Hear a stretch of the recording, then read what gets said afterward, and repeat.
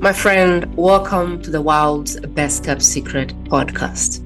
The podcast that shows spiritual entrepreneurs how to clarify their message and then how to turn that clarity into revenue.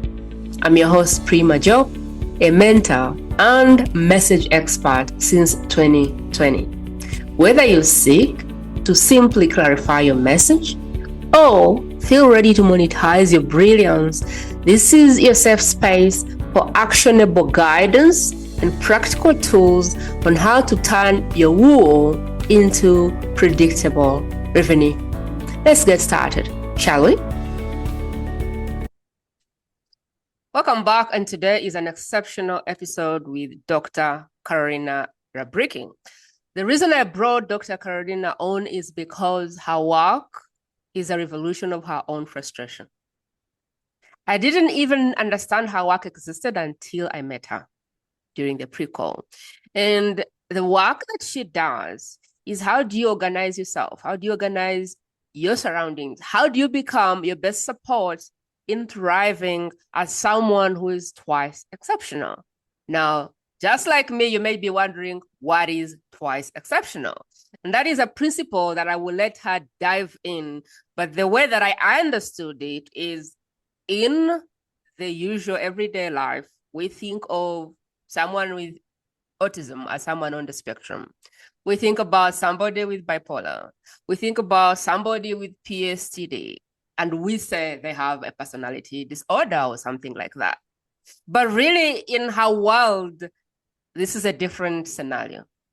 In the world, these are gifts that are represented to us as something that is abnormal.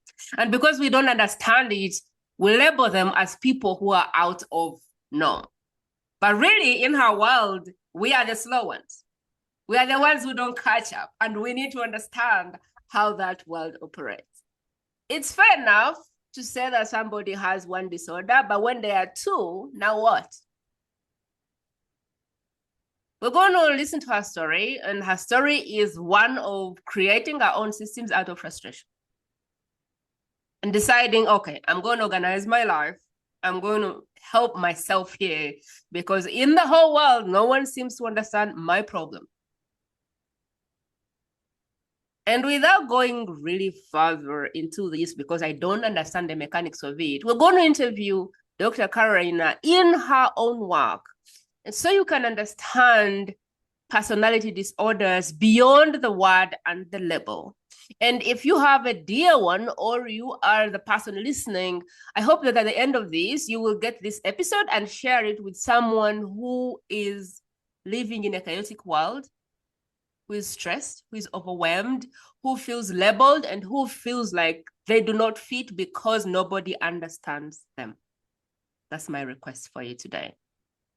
Let's dive in. Dr. Karolina, welcome to the show. I am so honored to be having you as a guest. Hi, Prima. Thank you for having me. So just to straighten up, twice exceptional is when you are gifted with intelligence, and then you have something else.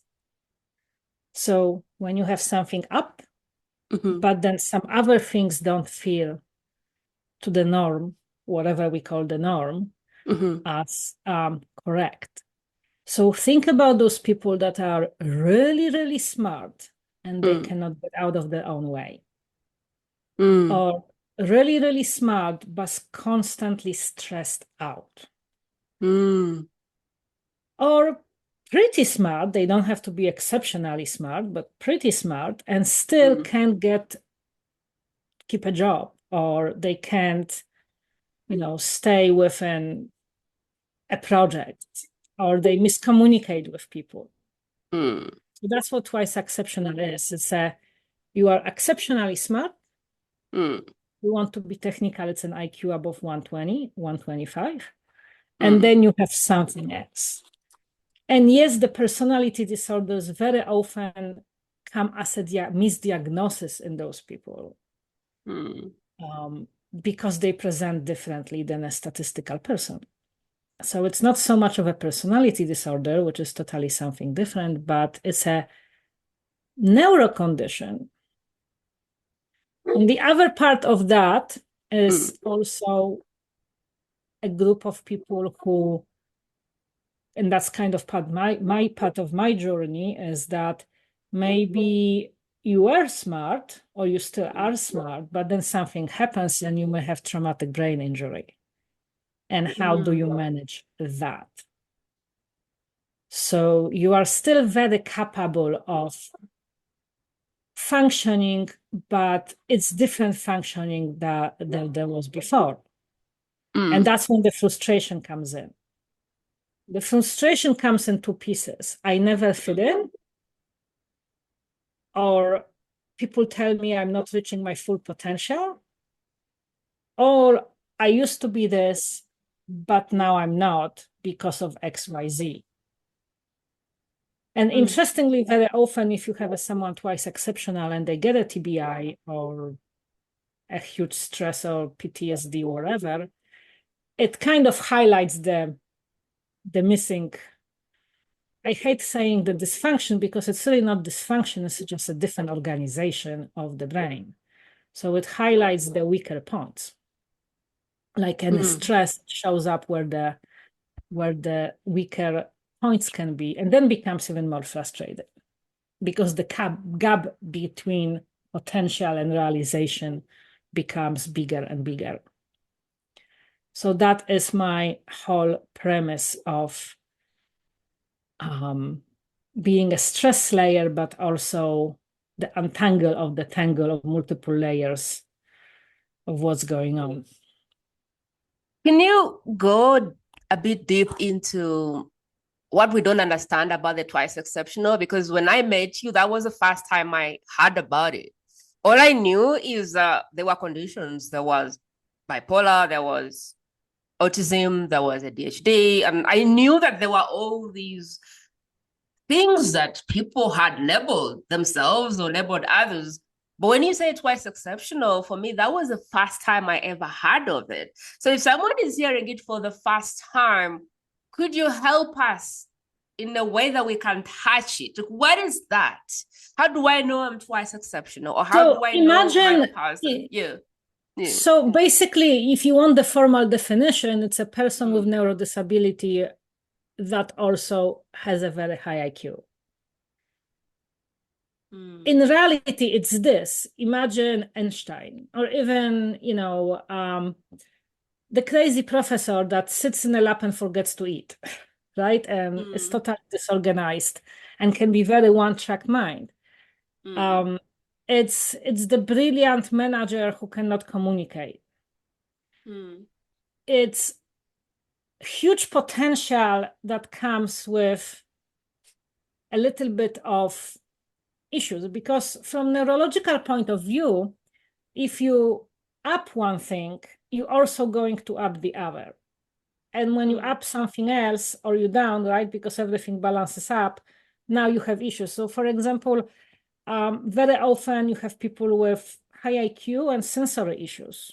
That will be your child that doesn't want to wear texture or doesn't want to eat because it doesn't taste right. And you're looking at this chart and you're thinking, holy cow, you have all A's, all, higher grades in school.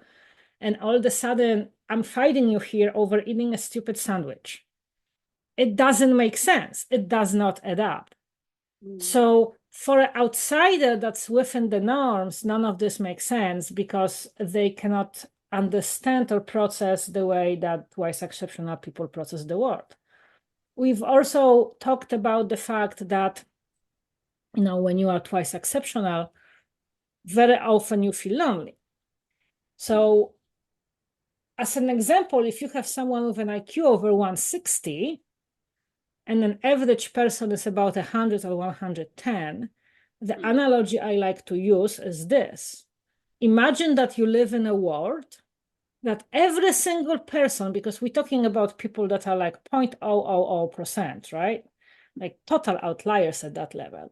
But imagine that every single person that you're interacting with you in your whole life is not as smart as you are. So imagine that you're spending every single day of your life with children who are second graders or younger.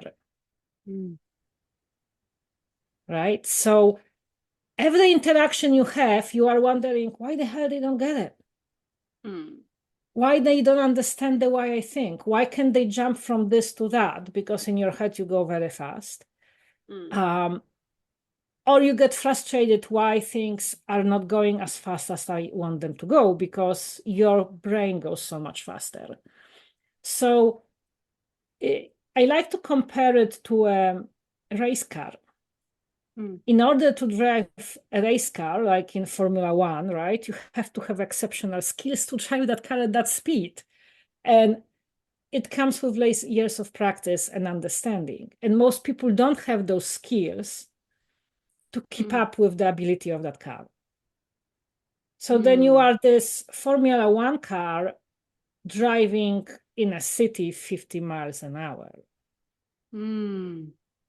Right? That kind of is, well, cool, I can do it. And if I want to speed up, I can, but I'm not allowed to because the laws don't allow me, because here are the social norms. So I have to adjust my speed to that city speed, but I'm a Formula One car. I want to go 100 miles an hour, not 50, right?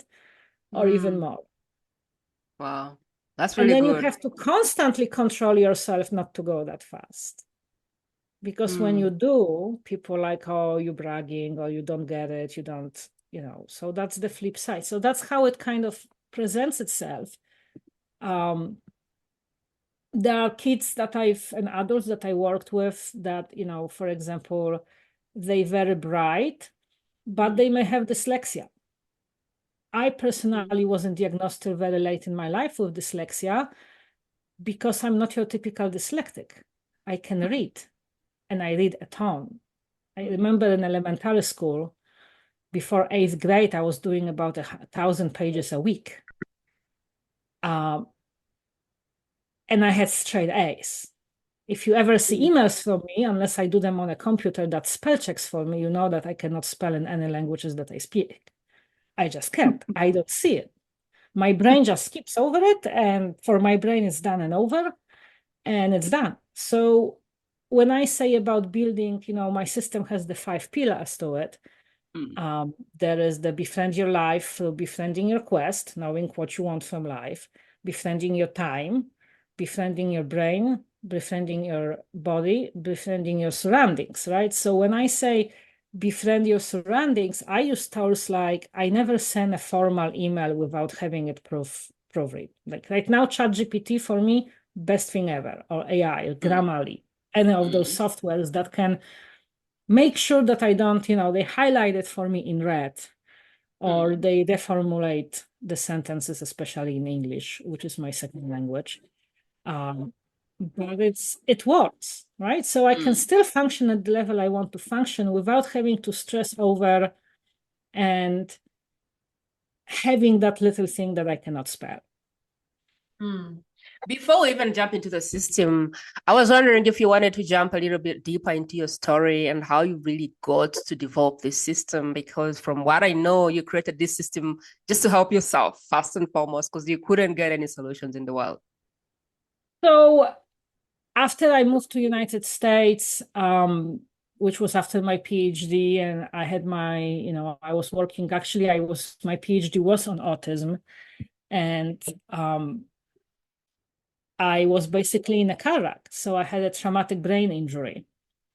And that's a very interesting experience because I went from a person that was very type A and extremely,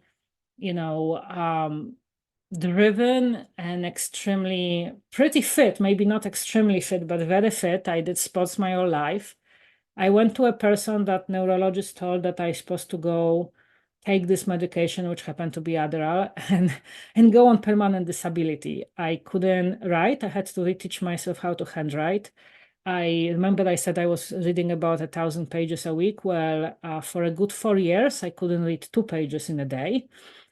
I would lose track. I remember when my daughter was 2, that car wreck happened when she was 2.5, 2 years old, basically. If I left something on the stove, my 2-year-old was reminding me that there is something cooking, because if I didn't look at it, I would forget about it. That's the working memory part. I had balance problems, walking problems. If I stepped on the glass, I would usually land up on my tushy. So I walked the walls a lot. I couldn't walk on anything squishy. If I went to meeting, I would have to get out of the meeting and sit in my car for like 45 minutes before I could even drive. So so I had to, and it was an interesting experience because the true me, the core me, was still true me. And so like, why can I do this? Like, why everything is so hard? And why am I not healing fast enough? But it's so I had to create a system that supported me. And to give you an example, my organizational skills, I'm clean, but I'm messy. I'm that person that has 7 projects on a desk, 5,000 books and bunch of papers. My house is clean, but it's not most organized house. And I used to get away with that. I used to get away with, that's my kind of a weak executive skill.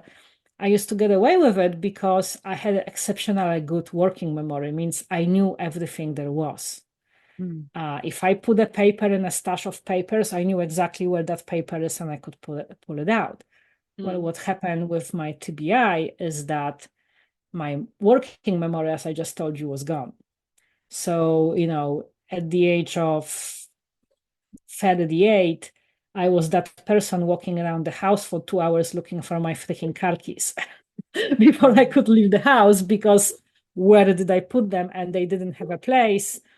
So I had to organize systems of like, okay, this goes here, and I'm going to train myself to put it here. So I don't waste 2 hours getting out of the house.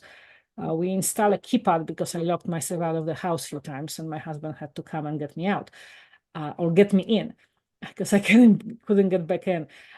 So now we have a code. Obviously, now I don't, after some serious rehab and befriending my body again, I don't forget my keys anymore. But it was an interesting couple of years of, you either figure it out.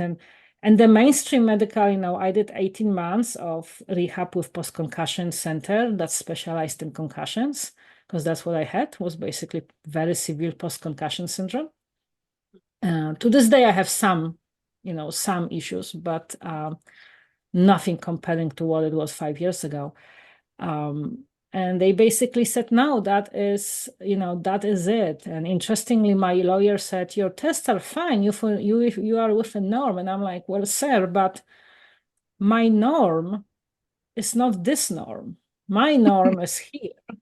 And you're telling me that I'm here. So yes, statistically, I'm now within the norm, but that has nothing to do with how I live my life and what I'm used to doing.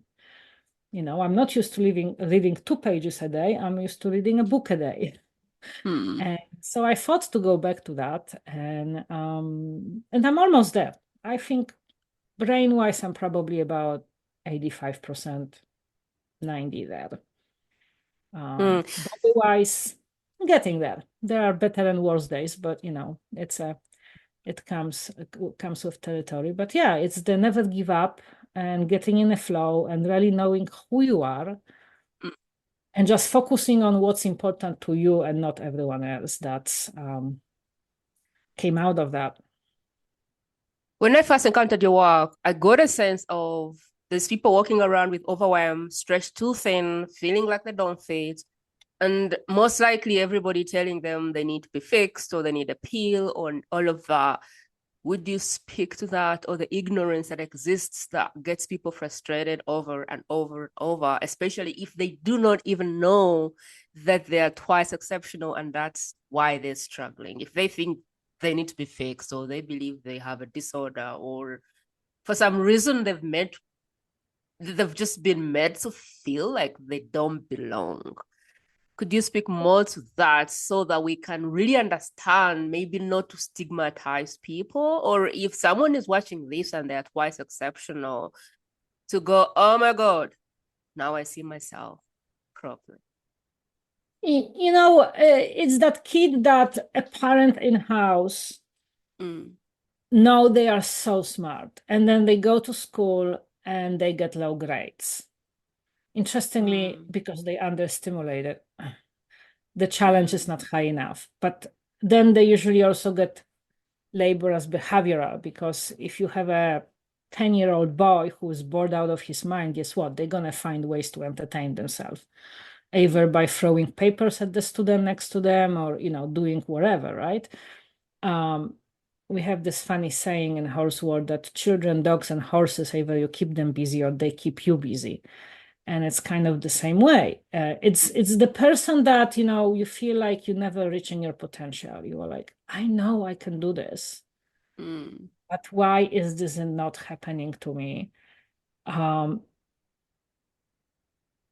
very often you may be that person that even when you mention that something is off, others say like, oh no, that's just normal life because you are so smart and you can do this. You're not showing, you don't have issues with grades, or you are bracing, or it's so easy for you, right?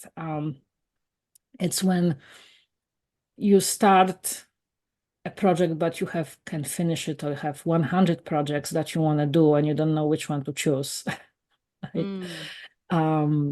Or the feeling that every time, the analogy I use with my clients is that when you are neurodiverse and you live in a neurotypical world, it's like landing in a foreign country all the time. And after living a while in a foreign country, like I migrated from Poland to United States, and I've been here for a very long time, on and off for 30 years, and I'm pretty well assimilated. But there are still some things from time to time that I go, that's a big cultural difference. So it's the same for you, but you are in your country, but you're constantly feeling like, wait, this is weird. Why do people do that? And everyone does it, but not you. Why do I have to do this? Very often the twice exceptional are the ones that question the system, because for you can see a better way, but the system is set up the way it is, and you are like, why the hell is it going this way? Why is this? Why can we do this better? And why no one is seeing it but me? Or maybe my few friends or whoever. It's when you constantly feel bored,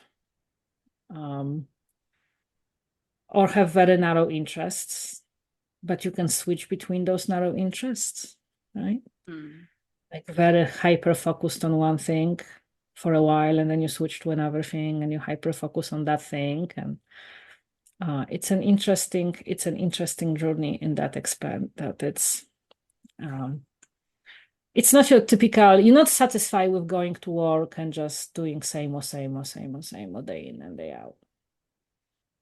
The system does not support your abilities. I really like what you're saying there. There is an inner knowing that you can make things better, you can have a better world, you can move things faster. But it's like everyone is slowing you down. It's like everyone is just not adding up. And you're like constantly frustrated, disappointed in everyone, including everyone, the doctors and everyone. The systems are all like just beneath where you can go. And it's like you're always having to put a brake on your abilities. I really love that. I would love you to walk me through your system of living in balance, balancing your superpowers with your disadvantages or weak points to have more, what is the thing, harmony, or even thrive without spending your whole life feeling like you don't belong. So the key to the system is knowing yourself. That is really the first step.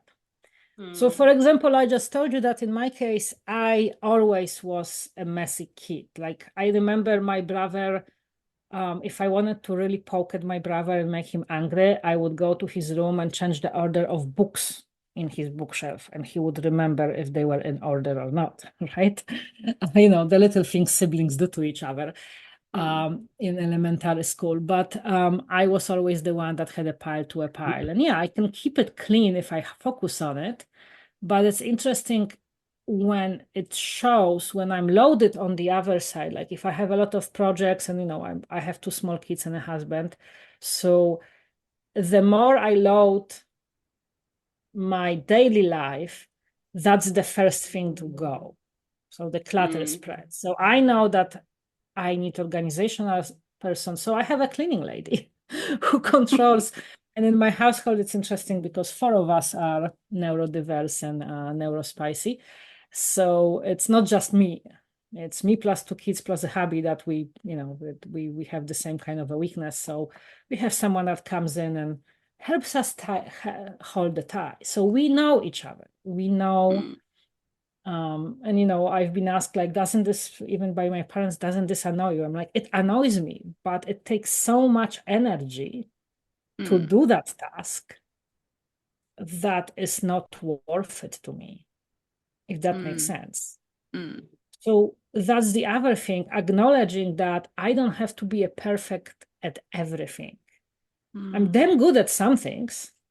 For example, explaining very complicated neuroscience in simple terms, but I'm not good at other things. And if you look across your household, or if you look at how you live, I'm not very good at spatial organization. My husband is an engineer. He's the one organizing Tupperware.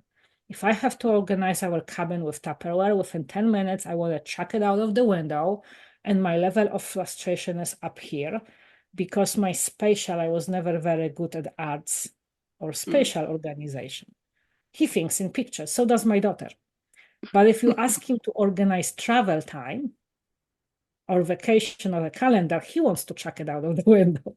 So he does the Tupperware, I do the calendar, right? We know each other. We know who is good at what. And there is no shame in saying, this is yours, this is mine, and communicating and supporting each other and not getting upset with each other if it doesn't work on one side or the other. So know yourself is the first step to balance. And then we really get engaged into my system of befriending your life, which is know your quest. What is your why? What is your journey? What do you want to accomplish in life? If I wanted to accomplish a perfect spotless house, I would probably do it. But honestly, it's not that important to me. I have other goals in life that I focus on, and I'm okay with not everything has to be perfect. And I'm okay with maybe other people don't accept how I live, right? Maybe they don't accept that I live very clean, with taking care of my body. I eat very clean. I have those systems. And some people is like, oh, this is extreme. Well, for you, it's extreme. For me, that's what's important to me. And that's how I live. So I'm not going to debate it. I'm not going to fight with them because I know that's important to core me. But I also understand that it may not be important to them, right? So that's your quest. Then befriend your time. So once you know your quest, we talk about time management, but truly think about it. Can you manage time? Like if you say right now to the time to stop, is it gonna stop? So obviously not, right? So the only thing that you can manage is you and what you do with the time that you have given. So if you know what's most important to you, you should focus your time on what's most important to you. Given the life systems are such that I still have to brush my teeth and I still have to make time to pay taxes and do all those little things. But the bulk of my time in my life goes to my children and to my business. And the business aligns with my journey. All right. So maybe not into reorganizing my living room or organizing my closet because that's not that important to me. So the next thing after the time is befriend your mind. And when you befriend your mind, as I like to call it, the hamster on a wheel that goes chip, chip, chip, and says all the things I should, I could, I would, right? So we have the saying in psychology that depression is living in the past and anxiety is living in the future. And happiness lies in between, which is the mindfulness of living in a moment. So befriending your mind an understanding that, okay, I'm good at this, I'm not good at this. How can I develop systems that support my mind and my health? Which brings us to befriending your surroundings. Those are the systems. It's simple things like, if I have one place to put my keys in, I'm more likely to find those keys. If I have a morning routine, I'm more likely to accomplish the task. If I have ADHD and my attention span is short, I can turn on notifications on my phone. I can, develop a area of work when there are no distractions, even if it has to be a room with nothing in it, be it just you and your laptop, right? There are systems that I can support myself. That's befriending your surroundings. And also the big part, and I will go a little deeper into this in a moment, but the huge part of befriending your surroundings is also who you spend your time with. So finding your people and finding people that will get you and support you, and not necessarily just pretend to be your friend. In the United States, there's this saying that it's better to have 4 quarters than 100 pennies. They add up to the same number of money, right? But would you like a pocket full of 100 pennies or really solid 4 quarters? What's easier to carry? And that relates to, it's better to have 4 good friends than 100 acquaintances that don't really care. So it's manipulating both of those to support you, or developing, I don't like the word manipulating, but developing your physical and biological and also social surrounding to support you. And why we add that leads us to befriending your body. If you are not taking good care of your body is going to slow you down. So you can be the Formula One car, but if you're putting crappy gasoline into that engine and not the best oil, or you don't change the oil, it's not going to go fast. Sooner or later, you're going to stop. If you don't change the tires, if you don't take a good care of that body, it's going to slow you down and it gets frustrated. And then, so those are the 5. We have the quest, we have the time, we have the mind, we have the body, and we have the surroundings. And I think with the twice exceptional, the surroundings and the systems are the most, that is one of the most important things that you can do. I would love to know more. Let me recap for you, and then I want you to see the gaps and help me, because I have some gaps in some of them, and I think I have a good understanding of some, which according to what you've explained. So let me try and go through, and I want you to help me understand what I'm missing, if that's okay. So in the system, the first thing is to know yourself. Know your weaknesses, know your strengths, and just know yourself well enough that you can give yourself the ability to get out of your own way. Like, don't fight yourself. If you're not good at something, stop fighting it. Find a way to... Yeah, it's, if you have a broken leg, it's okay to have a crutch, right? If you need a crutch, if you're diabetic, you take insulin if you have to. And there is no shame in it. And it's the same with everything else. If you need a little bit of a support in the area, be okay with getting that support.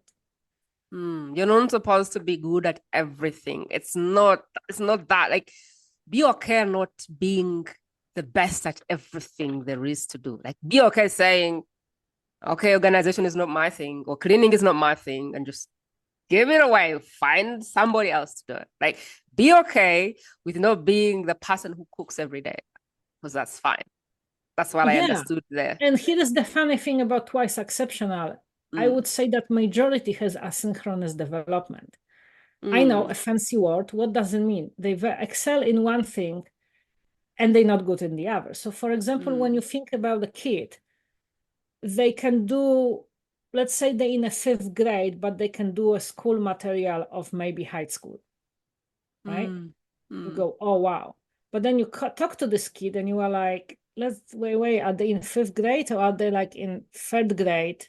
Because the emotional development is so much lower. And that's the asynchrony, that they have a potential in one thing here, but then maybe average or below average in something else. And it's the same with adults. We have potential very high in one thing and not so much in the other. And that's when a burnout happens. And I will argue, coming from the field of, I despise the word disabilities, but I would say different abilities. If you develop systems that support everyone, the people think about this way. If you build a ramp, the person with a wheelchair can get on it and a regular person can get on it. Right? And it's much more easier to clean than stairs, by the way. If you think about snow, I live in New England, so we get snow. So if you build support systems that support the person that's different, in reality, you're making everyone's life easier. Because the difference is that you can see the weakness much better than in a general population. But even in general population, those weaknesses exist. I'm not the only cluttery person on the earth. I know that. I don't know, like there are people who I can really focus on a project, but I know people who are brilliant, but if they don't have no distraction, here is the squirrel and there is a squirrel and it runs everywhere, right? So nothing gets done. They start 500 projects, but nothing gets done. Or sometimes I do that. I will do research and I will never publish it. And my friends are scratching their freaking head. They're like, you've done all this work. And I'm talking scientific research. I've never published my PhD. I got frustrated with the process. And I said, for my brain, it goes like this. Well, I already know the results. Why to jump through all the hoops that you have to jump through to publish? So my brain goes, we're not going to do that. So the project I'm doing right now, which is a double-blind study, I'm not going to say on what and how, I had to attach it to something that's very close to my heart, which is helping veterans and people with PTSD and TBI. So I've attached the reason for this to something way higher than just the research. And to achieve that research, I will have to publish it. So I will force myself to do it. Make sense? So that's knowing yourself and playing those games with yourself, but playing those games with environment as well. But you could also get someone else to take on after you've written. So actually you cannot, because when you're publishing scientific research, it's a little different. Yes, there is a team, you can do it as a team and so on and so forth, but you still have to jump through the hoops as a team, and you still have to, make sure that everything is done correctly. So yes and no, but yes, agree. You can have, that's the system, you can hire someone. So for example, if you're writing a book, I just wrote a book, it's in the final editorial phase of it. I wrote it, I ran it, so I wrote the book, then I ran it for ChatGPT to make it nice and in English, and then I gave it to editors. Right, so they editing the English of it, and it's gonna come back, and someone is gonna I already have the person make a beautiful book cover for it, and make it pretty inside. Could I do it myself? I could. Would it be perfect? No. Would I be frustrated like hell? Yes, because as I said, I don't do pretty, I don't do graphic design, I don't do any of that. That is not my strength. So it's a combination of, building systems that support everyone. I'm just wondering, I have a friend who has a child who has autism, but I do not know what else he has because he's probably 10 or so. He doesn't speak. So they only know he has autism. But the mom says he's a smart cooking. Like he does things that at his grade, no one can do. But again, the obvious things that he's supposed to do, he doesn't do them. So what would be your best advice for a mother like that, who is in a system that doesn't fully support the child, and she also doesn't have enough knowledge to know what to do? Well, that unfortunately, I have to say, it's very dependent where you live. That is so country dependent. And so, because when we're talking about the child that does not speak, which by the way, doesn't mean that they don't understand language, they don't process language, they just don't speak.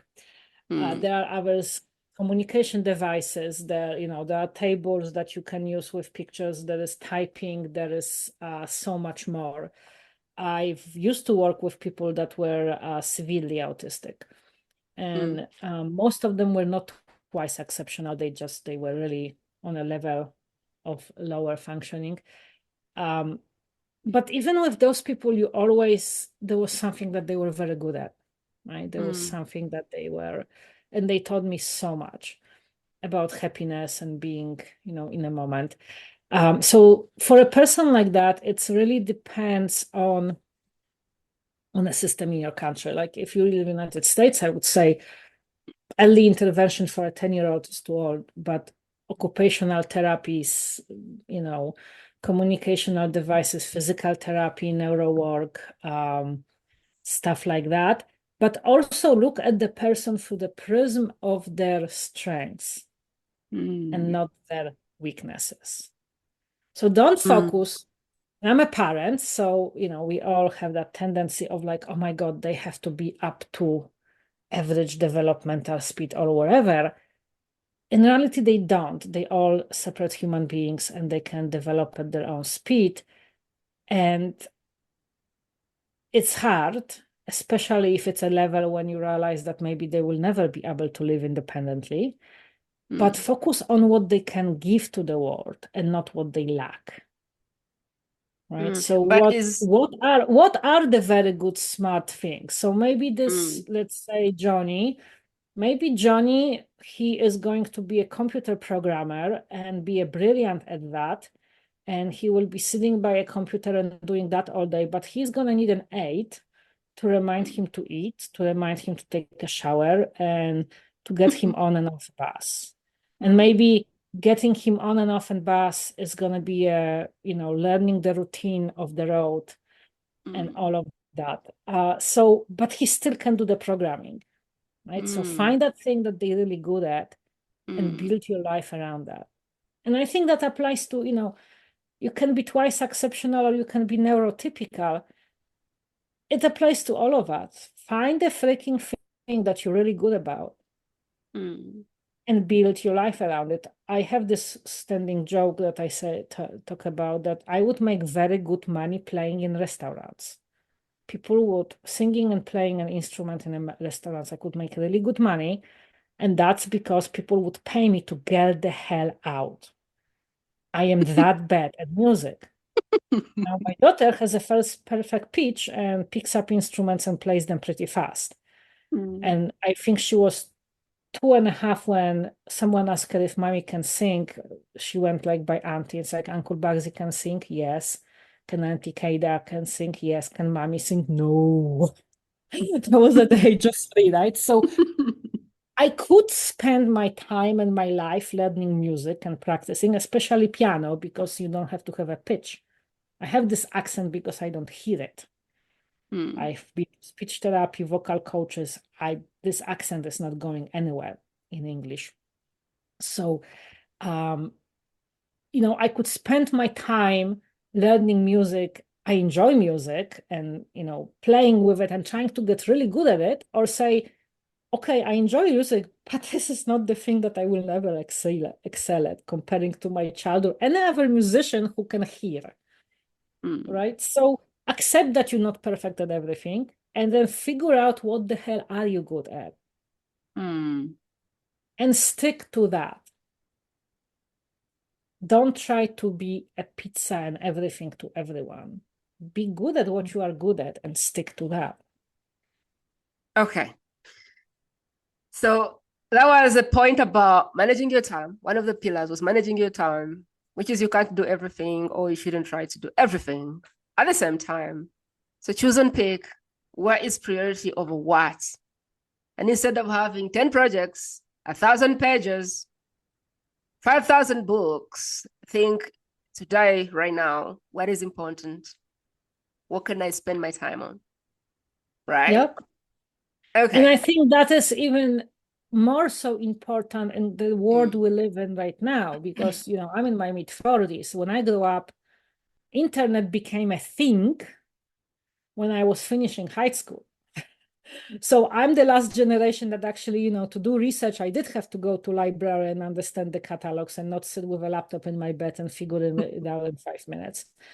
But now we have overload of information and we have overload of abundance of what can I do, which is why people do nothing, because there's cool research showing that even an average person, if you give them more than 5 choices, they will not make a choice.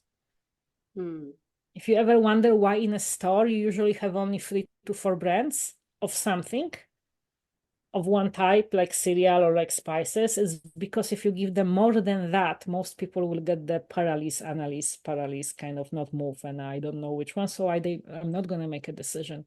And it's the same with internet and informational overload. So many competing,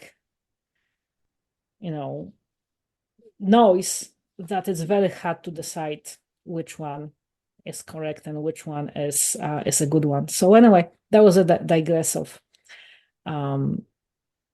choose one and focus on that. Choose one, start one. There's so much which can cause paralysis. Befriend your mind. What I understood on that is understand how your mind processes and create systems to help you. Yeah. So if you know that you don't, basically boils down to it. Yeah, if you know that you don't remember things, help yourself. If you forget to shower, put a system in place to help you remember. If you forget, like one of my problems is I forget to sleep. And sometimes it's 3 a.m. and that's a big problem.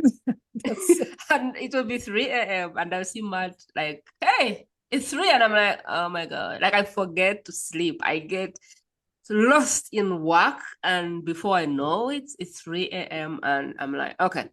Nowadays I set an alarm and I'm like, bedtime. So is it kind of the thing there are there? 2 aspects to that. Interestingly, one is pro and one is against. So sleep is necessary, and the best sleep, and there is a ton of research on that, actually happens between 10 and 1.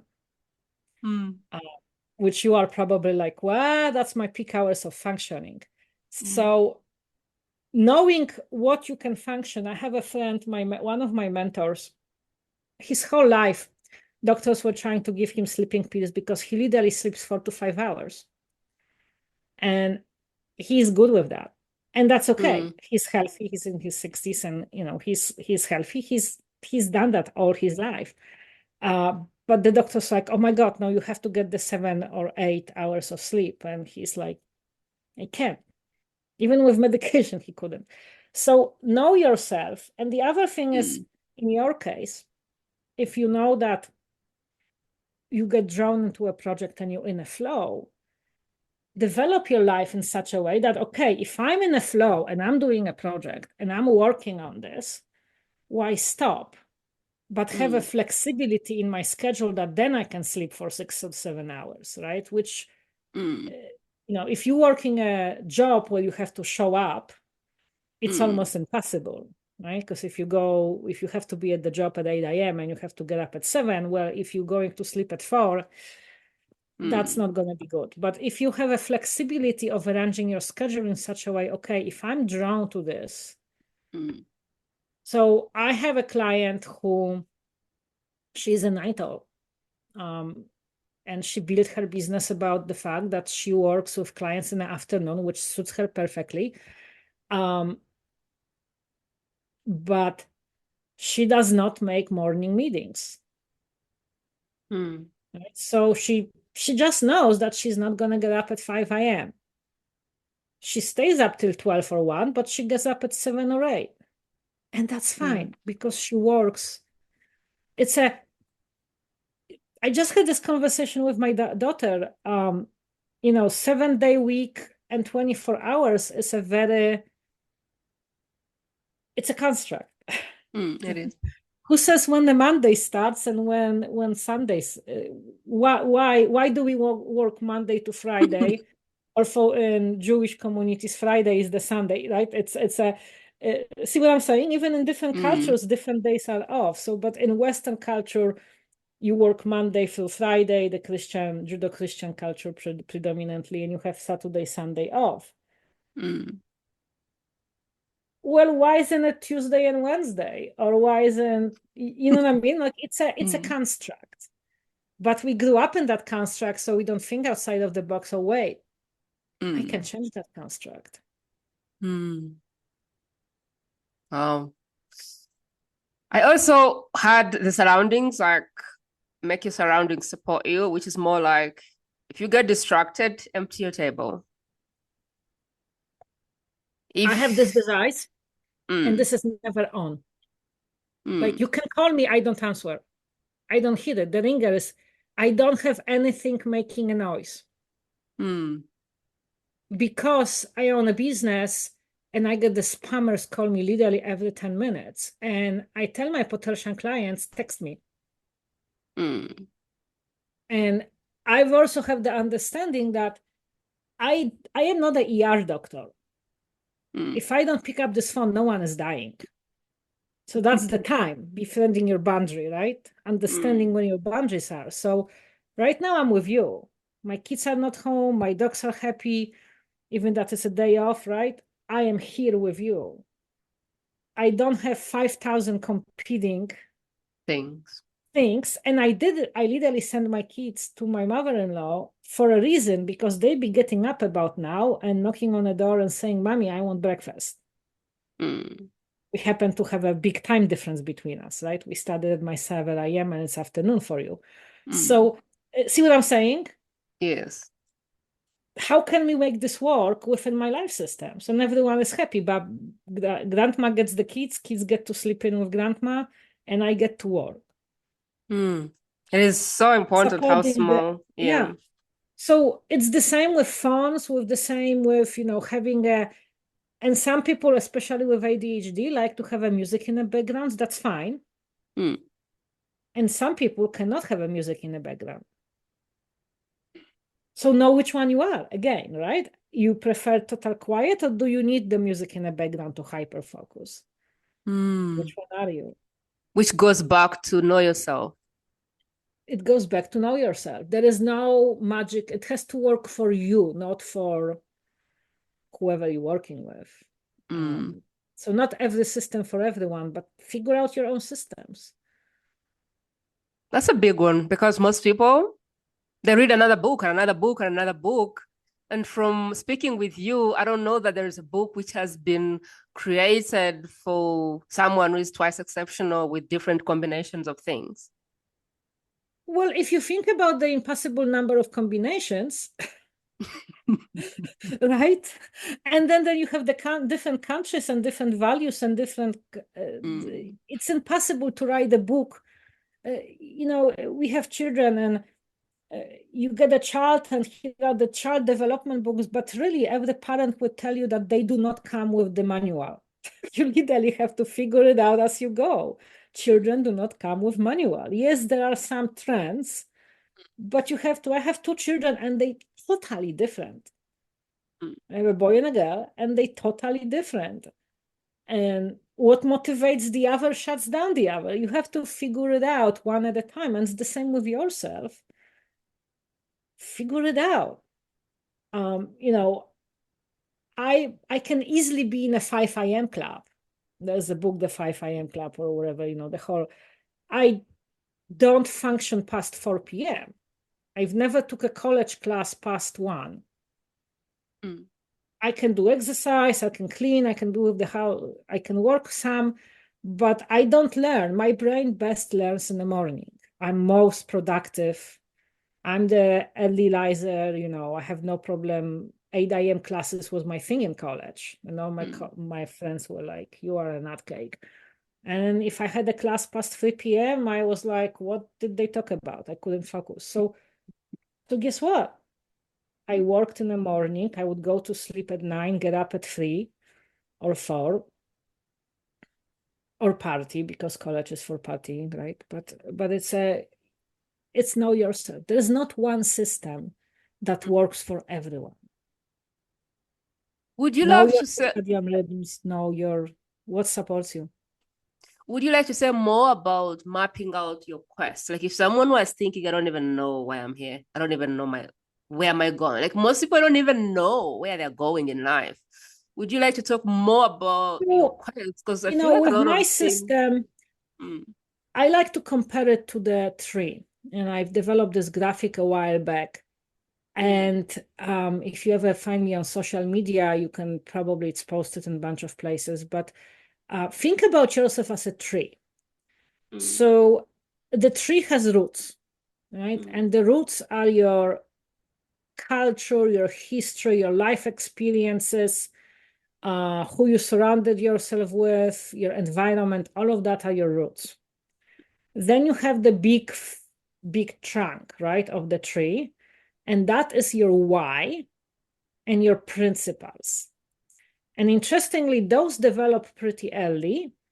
And if you want to start searching for it, there is by Simon Sinek, Find Your Why. It's a good starting point. mm, A lot of it, like principles, is your moral development. So a lot of this happens in like elementary and junior high. mm, And if you look back through your life, you're gonna start seeing patterns. I know, like my why is always helping underdog.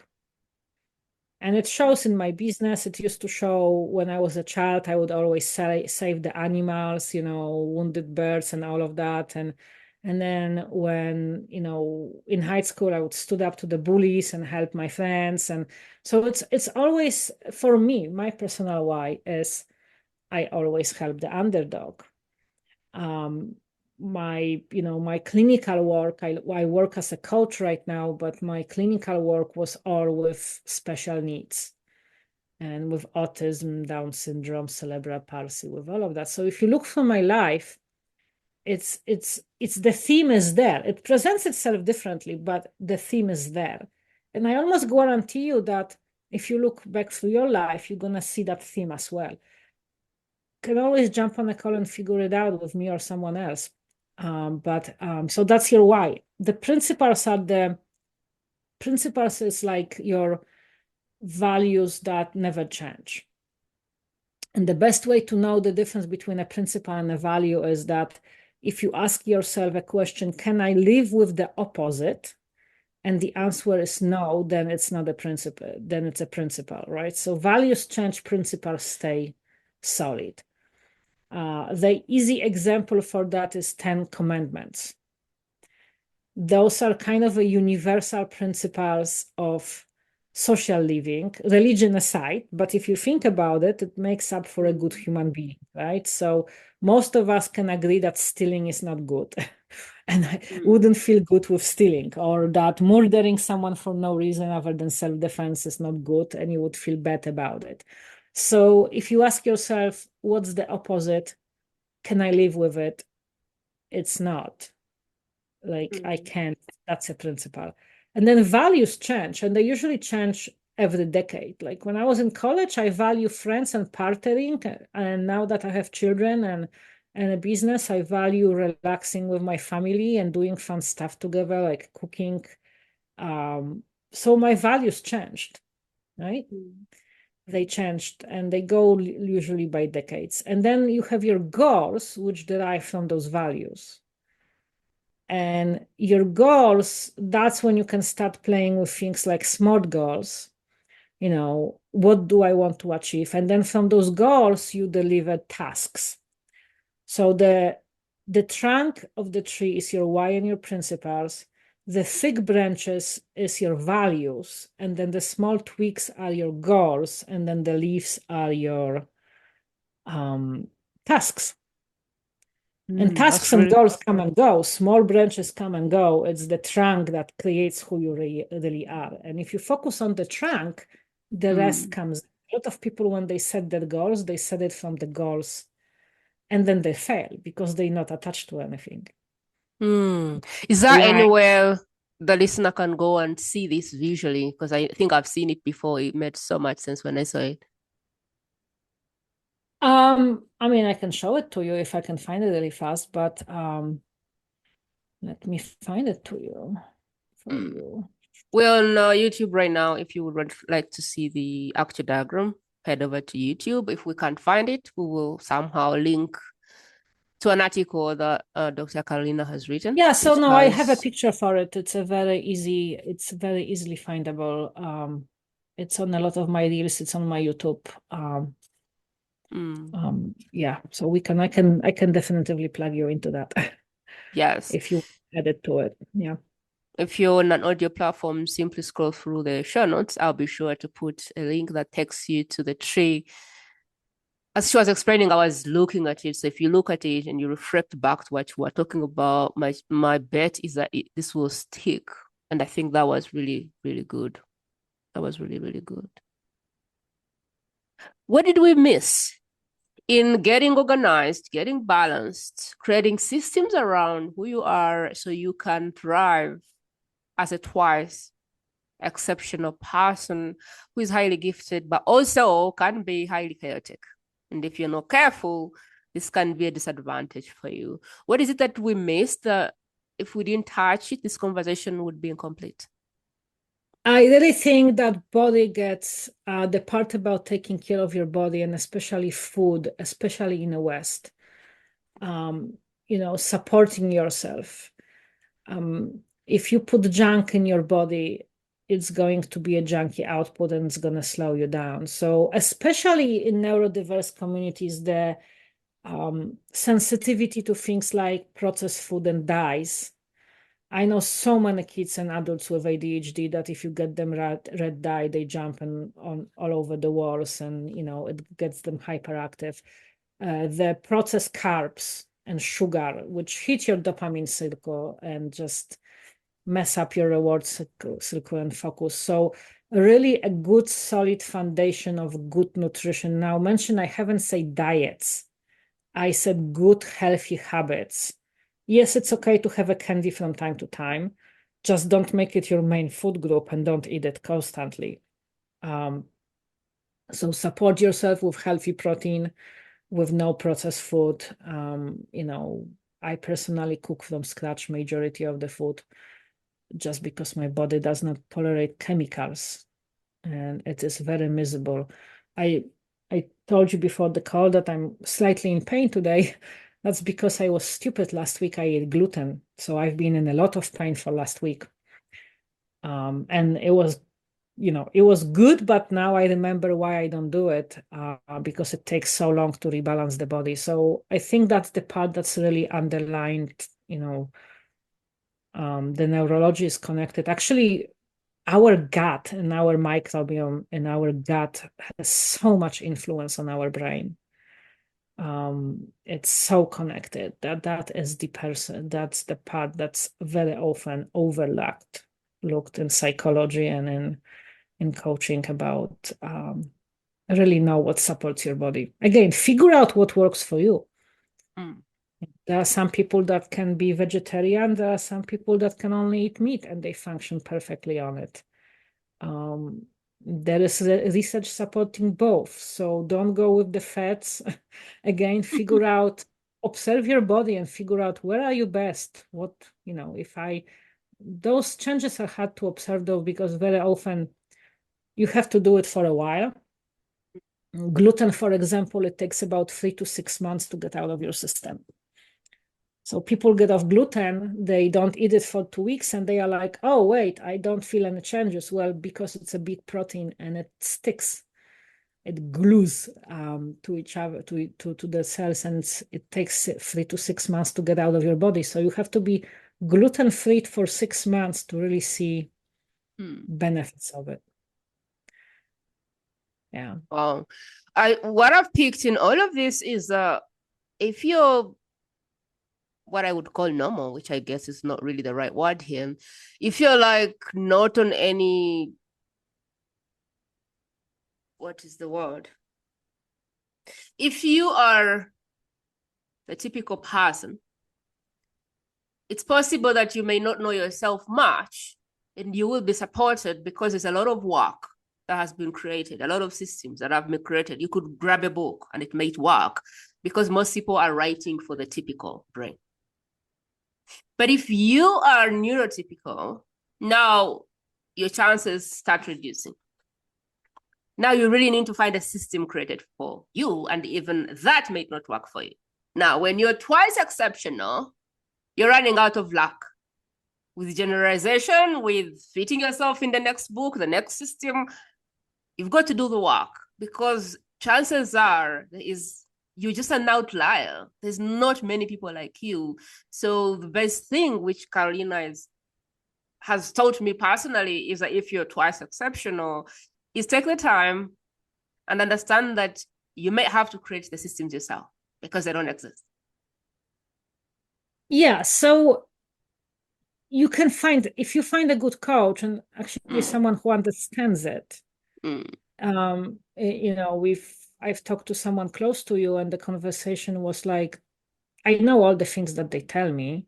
This is stupid in relation to a coach, or that doesn't work, right? So you have to find a coach who understands twice exceptional, and that they understand how much of an outlier it is and where the bones are buried, I like to say, you know, and where the frustrations are. But at the end of the day, you are the one responsible for your life. I'm very heavy behaviorally trained, so I like to track. You know, to step away. And there are different ways to measure things. I will give you an example how you can measure health. So most people go by, am I healthy? By the weight, right? And the BMI. In reality, what you want to go is by fat percentage, right? And that will really tell you where you are. So you have to decide for you which measurement is the most important. If I went, how successful am I by the cleanness of my house? I would be like, oh my God, this is awful, right? But if I go by how successful am I by number of people I'm helping, or by my relationship with my children, you know, so you have to define success for yourself. And the other thing that I find a lot of my clients who are twice exceptional have a huge difficulty with is that they used to accomplish, and this is the very tricky thing about people who are gifted, everything comes easy for them. The things that they are really good. So when they start working on the things that they are not good at, they don't have the muscle of the willpower of, you know, I will give you an example, which is from school. A lot of twice exceptional kids fail only in end of high school or college. They exceed through elementary school and they fail in college or in high school. They get really lousy grades. And that's because they didn't have to study in elementary school and they didn't have to study in high school. So think about the typical child. They've had 10 years to learn how to study. So by the time they get to the college, that muscle of like, okay, if I don't understand, I will read this chapter 3 times, or I will ask a tutor or whatever is there. And now you have someone who has to pick up those skills like this. And they never had. So a lot of kids and youth that are twice exceptional brace through school and start failing in college or in end of high school, where it's because now they have to study. And that's true to any skill. So I'm very good at some things, but other things come hard to me. And I am a huge proponent of putting youth or even adults in sports for many reasons. Even if you are gifted in sports, you still have to train. So you have to get on and be like, let's say in gymnastics or even in horseback riding. I horseback ride a lot. you get on a horse and you fell off the horse and you learn to get back on a horse and you fell off the horse, right? And you can be very gifted rider, but still sooner or later you're gonna run a horse that's gonna back you off or you're gonna fail off. The only way not to fall off the horse is not to get on it. Freak things happen, right? So it's the same with any sports skill. Like if you're in gymnastics, you look at the Olympic gymnastics and you think the beam is easy. My daughter is in gymnastics. She's never going to be in Olympics, but she's been in it since she's been, what, 2 years old. And, and she learned that you fell off the beam and you get on the beam. She broke a leg on a beam. She still goes back. So you learn that resilience and you learn the repetition. And that's with every skill. Like if you need to develop the skill and understand you're not going to succeed. And this is where a lot of gifted people go, right? Why can I have it right now? Because everything else was coming very fast. So learn to sit with the discomfort. Very good.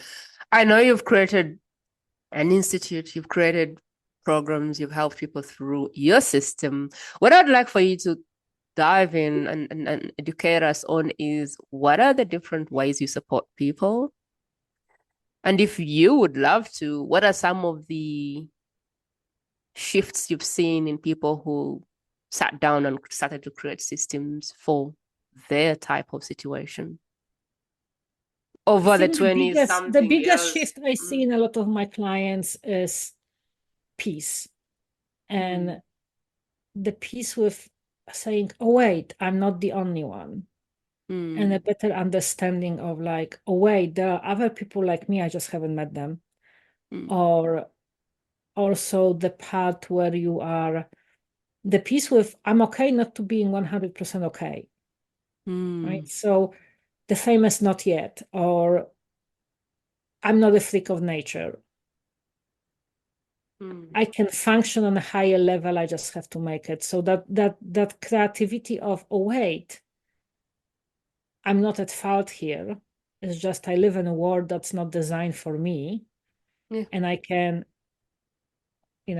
change the world a little bit around me to make it work for me. It takes that anxiety down. It takes that stress down. And it brings balance in life. I mean, I work with both twice exceptional and neurotypical business owners. Although I find that a lot of business owners are twice exceptional, which is why they started the business. But entrepreneurial spirit and the drive and the wanting to do that. But it's for both. Realizing that we all have a place in this world, and just it's okay to be you. And there's a lot of somatic work around taking the trauma out of the body and all of that, because that's a whole different story, but for a different conversation. But yes, so that's that's the biggest takeaway I think my clients have. One of my clients learned within probably 6 months to not be reactive and not be constantly anxious and be like, oh wait, this is not true, this is just a story that my mind spins. And it took her through some really hard times, including the death of her mother and a couple of other things that are going on. And now she's like, not now. Here are my priorities. I don't have to play this game that are other people trying to draw me into. And we have this saying in Polish language, not my circuit, no, not my monkey, right? So it's peace. I mean, there's always stress in life. There is always something, but being able to walk through that with a smile. Tell me more about the Institute. Tell me more about your programs. Tell me more about mentorship. So I have a couple of layers at Help to Grow Institute. I have one-to-one work, which is for some people that really need it.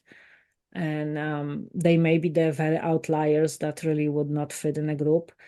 I am starting a mastermind. There is a befriending your life group on School, I just started that. And right now it's free. It's going to be paid very soon once it gets to 50 people in it.